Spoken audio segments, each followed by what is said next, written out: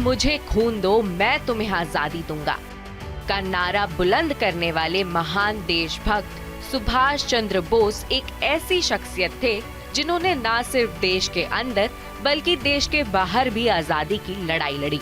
आजादी के आंदोलन में नेताजी का योगदान कलम चलाने से लेकर आजाद हिंद फौज का नेतृत्व कर अंग्रेजों से लोहा लेने तक रहा। आज पूरा देश उनकी 126वीं जयंती मना रहा है। इस दिन को भारत सरकार ने 2021 में पराक्रम दिवस के तौर पर मनाने का फैसला किया था। आज पीएम मोदी सहित राष्ट्रपति मुर्मू, राहुल गांधी समेत देश के लोग उनको श्रद्धांजलि अर्पित करने के साथ साथ उनकी वीर गाथा को याद कर रहे हैं।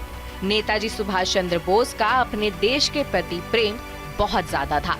उन्होंने भारत के लिए पूर्ण स्वराज का सपना देखा था। भारत को गुलामी की बेड़ियों से आजाद करने के लिए उन्होंने कई आंदोलन किए, जिसके चलते उन्हें कई बार जेल भी जाना पड़ा। उन्होंने अपने वीरतापूर्ण कार्यों से अंग्रेजों की नींव को हिलाकर रख दिया था।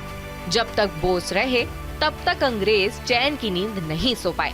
ऐसे तो हमें अंग्रेजी हुकूमत से आजादी 15 अगस्त 1947 को मिली, लेकिन करीब 4 साल पहले ही सुभाष चंद्र बोस ने हिंदुस्तान की पहली सरकार का गठन कर लिया था। इस लिहाज से 21 अक्टूबर 1943 का दिन हर भारतीय के लिए बेहद खास और ऐतिहासिक है।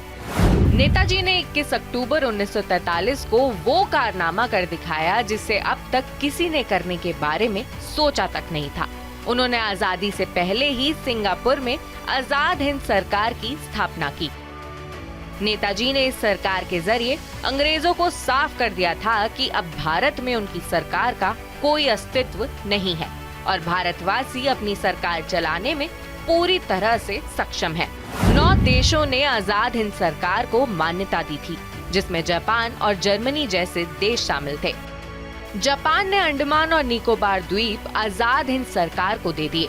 सुभाष चंद्र बोस उन द्वीपों में गए और उनका नया नामकरण किया। अंडमान का नाम शहीद द्वीप और निकोबार का स्वराज द्वीप रखा गया।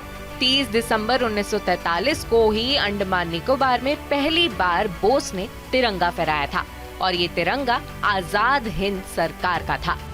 इस सरकार का अपना बैंक था, अपनी मुद्रा थी, अपना डाक टिकट था, अपना गुप्तचर तंत्र था। आजाद हिंद बैंक ने 10 रुपए के सिक्के से लेकर 1 लाख रुपए का नोट जारी किया था। 1 लाख रुपए के नोट पर बोस की तस्वीर छपी थी। बोस भारत की पहली आजाद सरकार के प्रधानमंत्री, विदेश मंत्री और रक्षा मंत्री थे। वो देश से इतना प्रेम करते थे कि उसके आगे उन्होंने अपनी पत्नी एमिली शैंकल को बहुत ही कम समय दिया। बोस बड़े रहस्यमय व्यक्ति थे। उनकी मृत्यु भी उतनी ही उलझन का विषय रही है।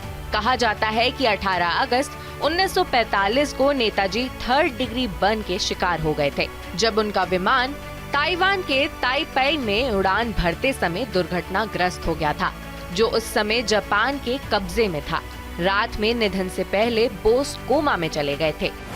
घायल या मृत बोस की कोई तस्वीर नहीं ली गई और ना ही मृत्यु प्रमाण पत्र जारी किया गया। इन्हीं वजहों से आईएनए ने ये मानने से इनकार कर दिया कि उनका निधन हो गया।